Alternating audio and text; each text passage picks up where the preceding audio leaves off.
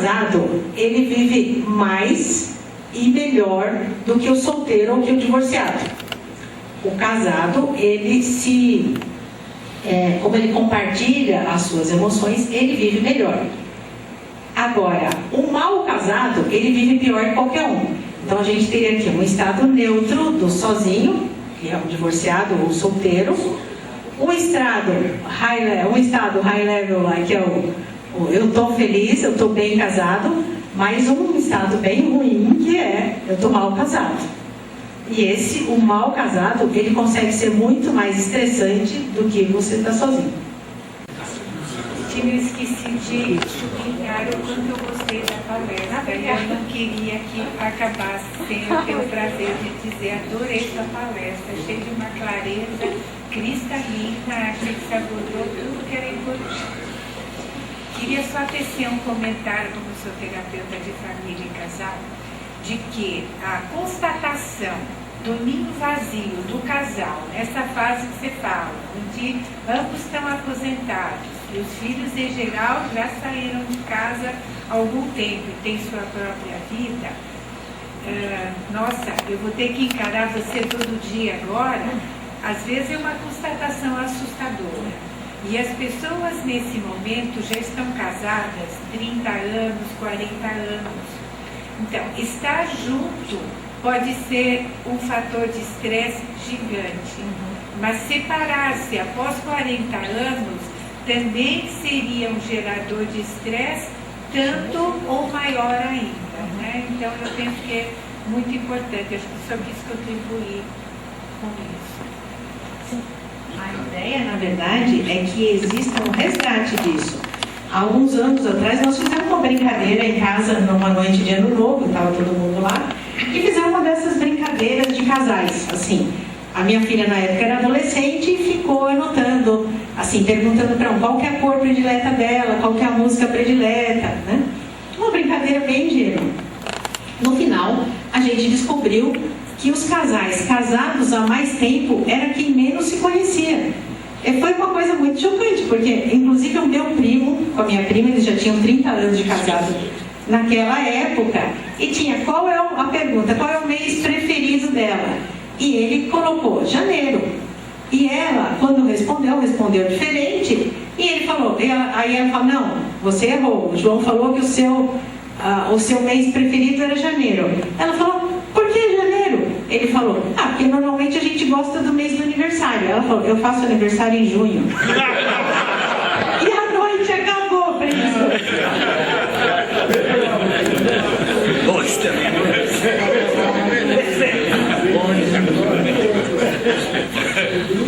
Depois de uma certa idade a gente fala aquilo que lembra, não mais aquilo que sabe, né? Então, Cristina, obrigado, eu tenho o prazer em revê-lo, né? E você está em grande forma aí na condução dos assuntos que estão ligados direto ou diretamente à saúde.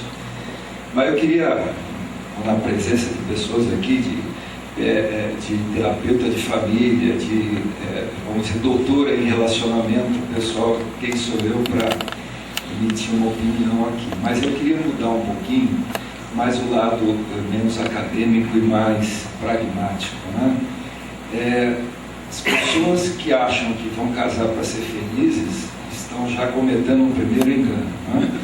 Você tem que casar para deixar o outro feliz.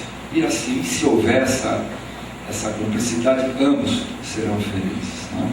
Aquele que olha somente a sua felicidade, naturalmente vai entrar em conflito, porque, obviamente, não vai reconhecer no outro, vamos dizer assim, um elemento válido para poder ajudar. Então, na verdade, tem que mudar essas coisas, né? Essas próprias linguagens do amor são sinais que você dá para dizer que você ama. Mas talvez isso não seja o bastante, né? Eu acho que existe um outro livro também que foi parafraseado o título, só não tem nada a ver com isso, que chama-se As 5 Linguagens do Perdão. Que isso está intrinsecamente ligado. Na medida que você tem que aceitar uma deficiência do outro, e casamento é aceitação, isso tem atrás disso um ato de perdão, um ato de entendimento. Então, não só a comunicação, que é importante para saber o que o outro precisa, para eu poder trabalhar no que o outro precisa e vice-versa, é importante também saber perdoar, é importante ser um pouco altruísta nisso. Tentar ficar feliz quando você consegue deixar o outro feliz. Aí dá certo, porque senão nunca vai dar certo. E outra coisa é que, mas é a minha crença pessoal, eu acho que sem a presença de Deus no casamento, você pode tentar o que você quiser, no fundo vai ser uma mera consequência estatística você poder dar certo com o seu parceiro. Então só isso que eu queria fazer uma pequena observação. Marco, eu tenho um comentário para fazer que, assim, eu acho que existem muitos autores que dizem que a felicidade está em dar, e é quando o ser humano realmente se sente mais feliz. Mas eu acho que a sua felicidade é sua responsabilidade. Ótimo, se o outro puder contribuir. E você não pode colocar sua felicidade na responsabilidade de qualquer outro que seja, né? E aquilo que você falou de Deus, não importa a religião que você tenha, mas realmente existe também alguns autores que mencionam que o seu sofrimento, ele é diretamente proporcional àquilo que você quer e inversamente proporcional ao todo que você reconhece. Então, se você sofre e porque você acha que aquilo que você quer ou o motivo do seu sofrimento é gigante, o seu sofrimento vai ser gigante, independente de como ele pareça do outro. Mas quando você reconhece que existe uma razão maior, quando existe uma espiritualidade por trás disso, sem dúvida, a tendência das pessoas é serem mais felizes. Eu fiz 60 anos de casado, em julho. E eu acho que a compreensão é o básico, é o mais importante. Se você não dá um pouquinho de si, se o outro não dá um pouquinho de si, não funciona. Eu acho que tem que compreender e só compreender o outro, que aí dá tudo certo. Não vai. Aí, como autoridade, não vou falar nada. Eu 60 anos de casado. Eu vou fazer uma pergunta que não tem ainda a ver com a minha experiência. Meus filhos são solteiros. Mas nessa fase da vida, como o conflito é o relacionamento, é a nova etapa que um casal vive, com mais disponibilidade, consequentemente, onde deveria haver mais troca, mas pode haver, como se disse, mais agressão ou mais conflitos, enquanto é a questão, não necessariamente do ninho vazio, mas das mudanças que vão enfrentar, o modo de vida dos filhos independentes. Porque, na realidade, é o seguinte, ouvi uma frase que acho que é fundamental na educação. Quer dizer, a paternidade, quer dizer, os pais são feitos para serem prescindíveis um dia. Se não foi, alguma coisa deu errado. E, por outro lado, a gente, com isso, a nova etapa dos filhos, depois de netos, e um mundo de transformação e uma realidade que nós estamos vivendo, que apesar de dentro que nós chegamos, nós temos dificuldade de aceitar. As transformações são brutais. Então, hoje, o que traz muito conflito é essa questão da harmonia do casal, ou é o que está sendo vivido fora e que a gente não tem mais controle, que a gente realmente não gosta, não aceita ou queria gostar. E tem opiniões diferentes. As opiniões diferentes, elas podem ser muito enriquecedoras, mas a família toda, ela passa por essa transição. Quando existe a mudança dos papéis sociais, tem que existir uma reinvenção dessa família, porque cada um vai assumir um novo papel. Meu colega aqui, que é terapeuta, pode corroborar ou não com essa opinião, mas existe, mesmo que os filhos sejam solteiros, eles têm um novo papel, um papel de autonomia. Não necessariamente os filhos vão ser casados também, eles podem optar por não se casar, mas o papel de cada um dentro dessa família, quando existe essa mudança para a aposentadoria, interfere para toda a família. Então, quando alguém está em busca, como ela falou, se existe a compreensão, a boa vontade, tem que existir um empenho, é aquilo ali que a gente viu na tríade do amor, tem que existir um compromisso de querer fazer dar certo. Tem que existir, porque os filhos pensam diferente. Imagina quanto a gente não pensou diferente dos nossos pais. Imagina quando agora a gente está de um lado aqui, que aqui a gente está com a teoria da verdade, mas quantas vezes nós não desafiamos as regras vigentes quando éramos mais jovens, ou quantas vezes não pensamos diferente dos nossos pais. E quando existe harmonia, isso é maravilhoso, porque existe um aprendizado. Você aprende com seus filhos, eles aprendem com você. Quando existe o conflito e a desarmonia, estressa a família inteira. Não tem como um só ficar estressado. Se eles estão no mesmo ambiente, existe uma terapeuta familiar, já morreu há muitos anos, Virginia Satir, não sei se você conhece, ela descreveu muitas vezes situações como essa, que cada um dentro de uma família tem um papel, desempenha um papel. E quando alguém, é como se a gente tivesse aqui, vamos dizer que nós estamos numa família e nós estamos equilibrando um prato, tá? Cada um num prato gigante, aqui numa borda de um prato. Então a gente está mais ou menos aqui no centro, cada um de um lado. Se eu me afasto e vou para a borda do prato, aquele que está do outro lado tem que ir da mesma forma, senão a gente perde o equilíbrio. Então, quando a gente está no ambiente familiar e eu mudo o meu papel, os outros vão ter que mudar também. Eles vão mudar. Agora, se eles vão mudar de uma forma harmônica, de uma forma menos harmônica, isso é sempre enriquecedor. Se nós entendêssemos que todas as experiências, quer de sofrimento, quer de alegria, elas são só experiências e que contribuem para a nossa evolução, isso já seria metade do caminho. Tudo o que nos acontece é um aprendizado. Quer a gente goste daquela experiência ou quer a gente não goste, né? Então, dentro daquele desequilíbrio, vai ter que ser encontrado um novo equilíbrio. E o novo equilíbrio pode não ser tão harmônico, mas ele vai ser necessário. Ela descreve, inclusive, enquanto um filho. Ela descreve alguns papéis. Então, o primeiro filho ela chamou do The Hero, que é o primeiro filho, em geral, a gente coloca nele todas as expectativas. Ele vai ser o que eu não fui, vai ter o que eu não tive, vai agir como eu não agi, vai falar o que... Em suma, ela classificou ele como The Hero. O segundo, ele vai ficar com o papel que sobrou para ele. Se o primeiro ele for muito bonzinho, o segundo ele vai ser um rebelde, que ela chama inclusive disso, do rebelde. E o terceiro, coitado, que chegou lá de gaiato, o pai e os pais já gastaram todas as expectativas com o The Hero, já gastaram toda a sua paciência com o rebelde. O terceiro ela chamou de The Lost Child, quer dizer, a criança perdida. Ela vai, se vira aí, então você numa madeira aí, você consegue. Então, cada um dentro da família vai desempenhar um papel. Então, se eu sair daquela situação de equilíbrio, eu vou provocar um movimento nos demais. O movimento vai existir. Respondi a sua questão? Respondeu, acho que quase. Mas realmente dentro do... O que eu comento é o seguinte, é nessa fase da vida de aposentados com os filhos com autonomia. A gente ciente de que eles têm autonomia, que eles são muito, infelizmente que são.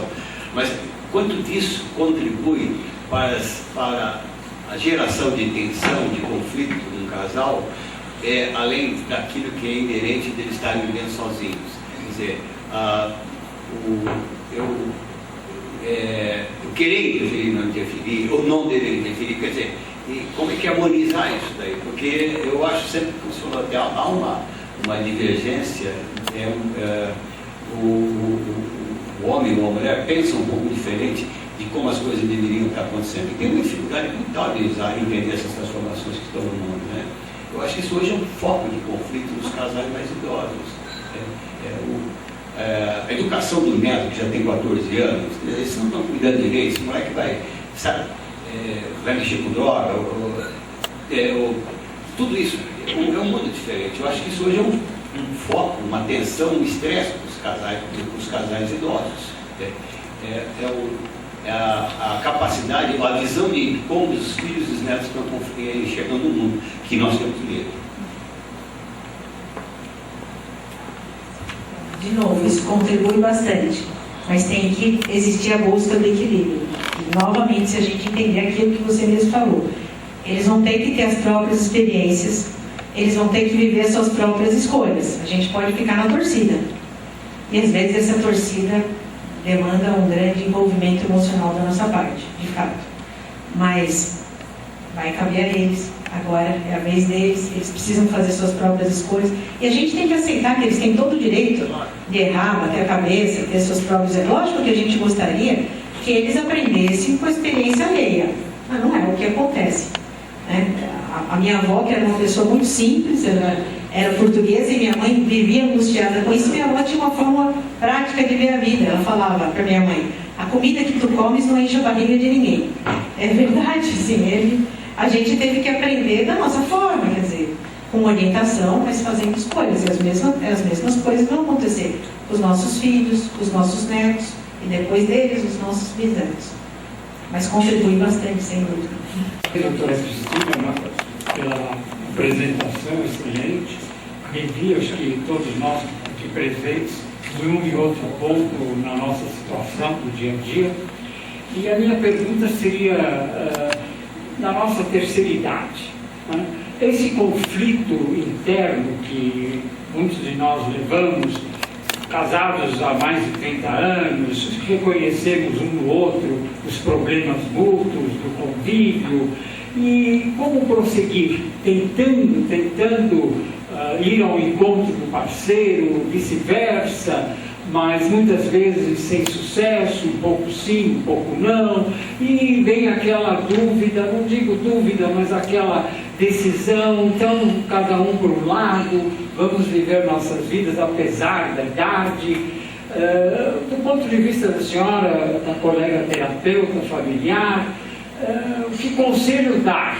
Né? Sim, procure então novos caminhos, dê esse passo no escuro, praticamente no escuro, uma aventura, vá viver sozinho, você vai construir na terceira idade uma nova vida, ou isso vai lhe gerar, eu sei que é tudo muito imprevisível, mas uma opinião de um especialista, né? Não, você não vai aguentar, você não vai ter força, você vai ficar deprimido. Continue tentando, como nos últimos tantos e tantos anos vem tentando. Então, o que fazer? Dar o passo no escuro e ver o que acontece, ou continuar bom, eu vou dizer leiga, mas não deixa de ser. Olha, o que ela falou, eu estou assim, coberta de razão.